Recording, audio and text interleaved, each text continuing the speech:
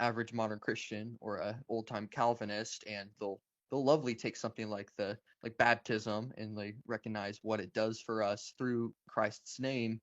But when it comes to communion, they think it's silly. Like, why is God, or even how can God do something like putting His body in bread and wine?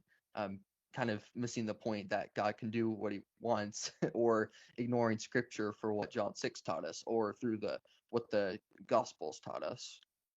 Oh, sure, right. Because we always think that we know better, right? Yeah, that's kind of the problem that comes up. It's really a second commandment issue, I feel like. So like the second commandment in the Lutheran numbering there of, do not use the Lord's name in vain.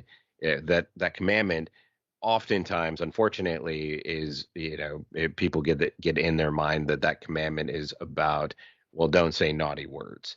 And yeah, the Bible has other places where it says, well, maybe don't say those naughty words. But specifically in the second commandment, it says, don't use the Lord's name in vain, which is essentially don't use Jesus's identity in a way that he would not want it to be used in. Don't use God's identity in a way that he wouldn't want it to be used in.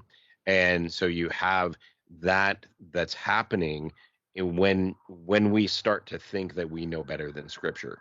When we start to think through, like, okay, there, somehow I have to make sense of this instead of just letting this be a mystery and saying, well, Jesus said this is his body, this is his blood, and if he said it, then golly, I think that's good enough for me. There's a lot of other stuff that Jesus is much more ambiguous about that we could probably sort of talk about and squabble over, but that's pretty clear.